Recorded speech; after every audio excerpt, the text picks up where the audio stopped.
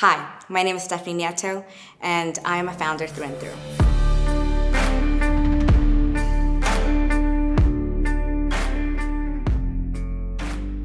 Did you always see yourself wanting to be an entrepreneur? No, I did not see myself as an entrepreneur at all. I actually thought I was gonna climb, and get to be a lawyer or in finance or do something else. My parents are immigrants, and so that kind of was drilled into me. Both of them are engineers. Climb the ladder and get to some form of corporate hierarchy. But I fell into entrepreneurship. I moved to the city right at the beginning of university. Before my first class, I joined this organization that focused on building social ventures, both locally and nationally and internationally. And I wanted to make friends, so I joined in, got super into it, a little bit of a cult, and that's how I fell into entrepreneurship. I started my first company through that organization. Cool. And what was your first company that you started? Yeah, I used to build greenhouses in the Arctic. So I did that for about 8 years, focusing on food sovereignty in the most hard-to-reach places across Canada. A lot of learning, a lot of growing up, started it when I was like 18 or 19, and it was great. It's still very much thriving now. They actually, I don't know when this is going to be released, but in September at Little Canada at Yonge and Dundas, they're going to have a little green igloo moment in their Little North section. So I'm pretty excited. Cool. That's amazing. So it's still like operating and still kind of providing those communities with food and resources. Yeah, so the cool thing about it is that we at first focused on food security, so bringing food to hard to grow places. But as the organization grew, we found that communities, it was more about food sovereignty, whatever you want to do with the food, essentially. And so it turned into not just what can we grow for the community, but what can they grow and then do with as they please. So some communities focused on food growth for, just local shopping for the local grocery, but others focused on, teaching students how to grow as a way to keep them in school. That was actually one of my favorite things that we did through Green Igloo, was increasing graduation rates because we made it a co-op to actually get credits to be in school. Wow. Yeah. Wow. That's amazing. And I guess how would those students, would they go on to use those skills in the community moving forward? Some did. Some ended up graduating and then working in the greenhouse full time. Some actually graduated and went to school for botany and horticulture, agriculture. Wow. I think it's like a first job regardless of where you end up going, right? You just learn skills on management and organization and working with people and working with your hands, and also just really cool on how food actually comes to your kitchen, right? A lot of our first year growing, all of our potatoes went bad that crop, because nobody knew that they didn't grow above ground, right? And so just little things like that, just learning where's your food coming from, was a huge part of Green Igloo. Wow, that's so cool. And it must have been kind of a great learning experience as your kind of first venture, especially being connected to those communities that we're so disconnected from. It must have given you a totally different perspective on kind of this country and how things work. Yeah, absolutely. When you land, in Nunavut, it just doesn't feel like you're in Canada. There's one airport, there's one flight a day, at least depending on which community you go to, but it just felt completely foreign. And also the issues with food insecurity, just so different than living in a city center in Toronto. I mean, there's still food scarcity in Toronto, but not in the north, especially the prices. Just the first year, again, a lot of learning throughout the 8 years, but that first year was pretty rough, and including when we went up and started talking about potentially doing this project and how did people feel about it and if they liked it. Us ourselves with our tiny budgets, aka no budgets, trying to eat locally and trying to get stuff from their grocery store. I survived off of mac and cheese and Nutri-Grain bars. Oh, and we also stayed in an abandoned daycare because our housing fell through. So yeah, just a lot of learnings.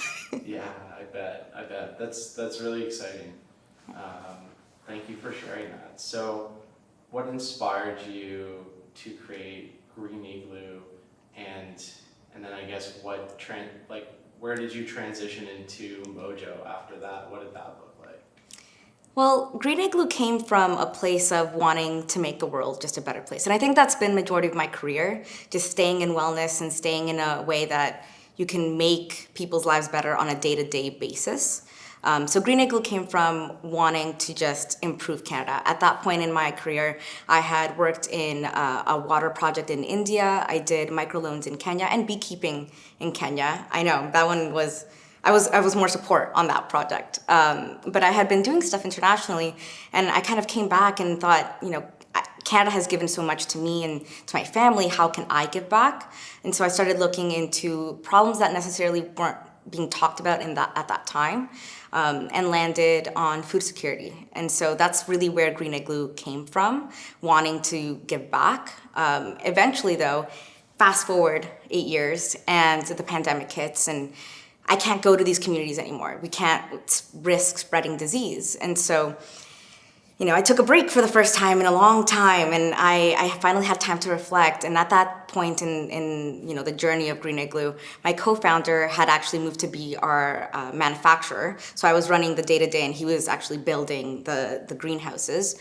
And I kind of, asked myself, what's the point of all of this? Of course, there's the food security aspect and the food sovereignty aspect of it. But for me personally, I'm like, I've been doing this for 8 years.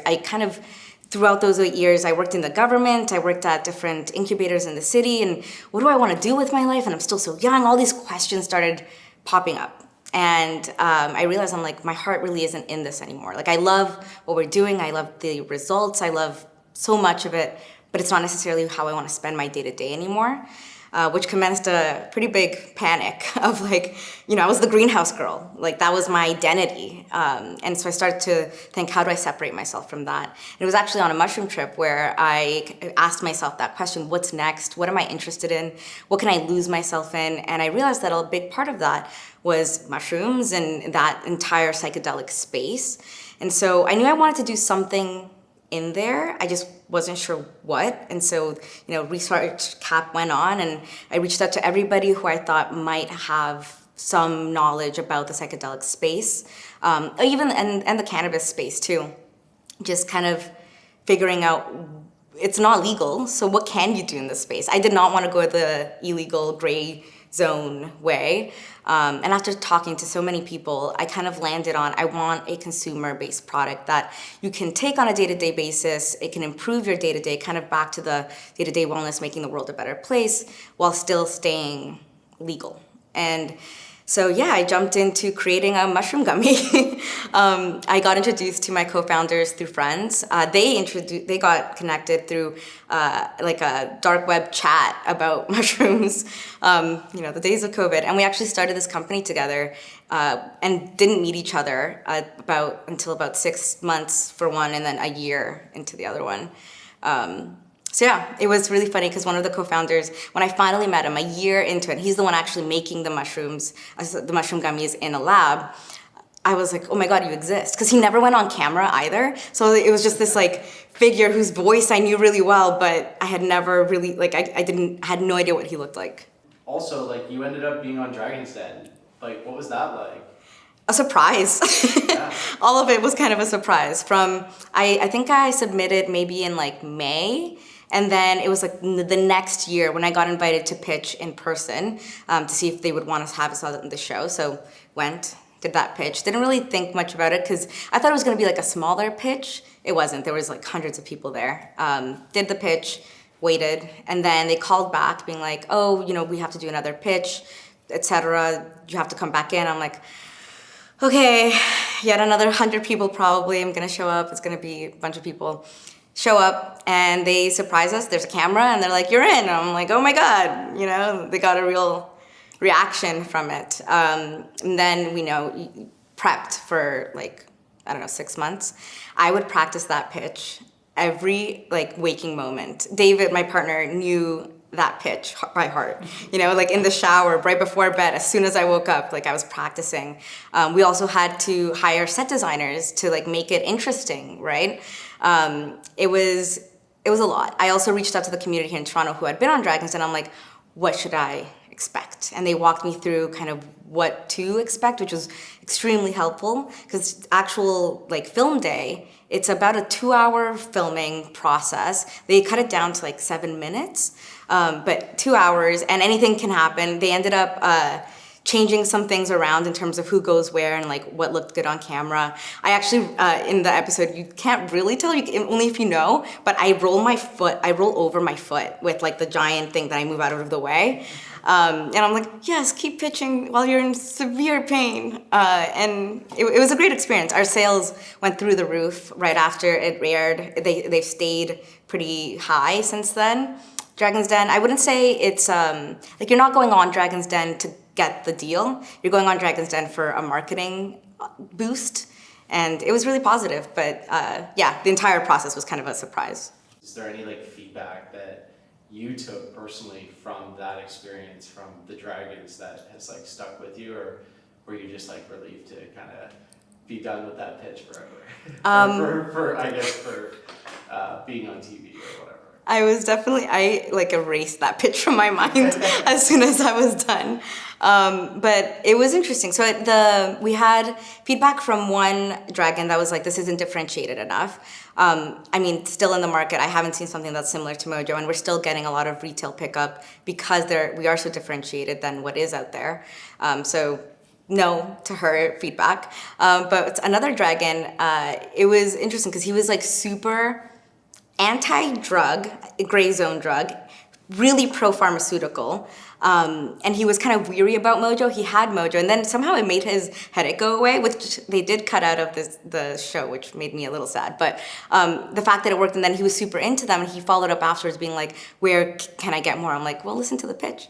But it was really cool to see somebody who's so anti-drug, so anti-mushroom, really come around so quickly just with a product that is over the counter, which gave us a little bit more feedback on we're on the right path.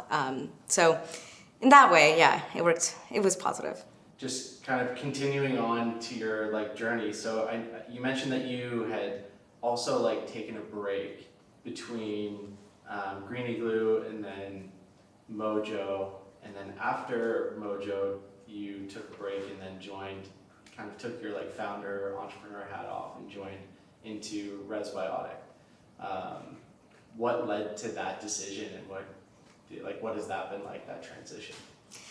It's been an interesting transition. I did the founder thing back to back, and I built really cool things, and I love both companies with my whole heart, but I got super burnt out. And what actually made me change was at one point I realized that like if you emailed marketing or finance or operations or retail or wholesale or like customer success, it always would end up with me. Like it would always somehow trickle down to me, and I would be the one to make that decision, and that decision fatigue really just ate up so much of my energy. And so with Green Igloo, I got super burnt out. I would wake up every morning and I would just cry before I would start my day. So I knew what that like burnout felt like. And with Mojo, I could start to see if you stay here for another like year, 2 years, etc., you will get there. You will get to the point where you start to hate to talk about mushrooms, which is so sad. So it's something I'm so passionate about. And so eventually, I made the tough decision. I'm like, I think I need a break from founding things, from being the end all of decision making. And so I was going to take full time off. I was just going to be off grid for a bit. But then friends kind of introduced me to the founder of Resbiotic, and I was pretty skeptical about joining another, supplement brand, especially one that I didn't necessarily start. But Vivek, he's the founder, he basically told me, just try the product. He's like, we're clinically trialed. These are all our ingredients. I did all my research and all of that, checked out. I actually had my girlfriends do like a deep dive into him he's a physician. So as a doctor, like any like things I should be worried about, etc. He came up very clean. But he told me, try the product and just see how it works for you. And so I did. I have friends and family who struggle with long COVID and other, lung diseases, chronic diseases. And so I was like, okay, if it works for me and maybe I can give it to them. If it works, then maybe it's worthwhile me joining. And so at the beginning, I think it was like July or during the summer, I started swimming. And so I basically held my breath and saw how long I could do laps for before starting Resbi. And then Resbi is the lung support product that we're working on. Started with the laps. And then after I think 90 days is when I kind of retested myself. And I had a longer lung capacity. I could swing more laps and I could go longer between breaths. And so I was like, I mean, nothing else has changed, right? If anything, like, I've smoked more cannabis during that time. It was summer. But overall, like, my lung capacity improved. And that's when I knew I kind of had something in my hands that could be a really cool opportunity. Again, clinically backed, which isn't necessarily seen in the supplement space, more so in the drug development space. And so I got Viveked. He won me over. I joined. I joined during like Black Friday, Cyber Monday mayhem, and launched a product within like 2 months. It was pretty crazy. The transition, as I mentioned, like, has been interesting, going from founder to being an employee. But I feel like I still act like a founder, both to my detriment probably, and also the team's growth, which is positive. But interesting nonetheless, and that's where I find myself now. Okay, yeah. So what are some trends that you're seeing in wellness right now?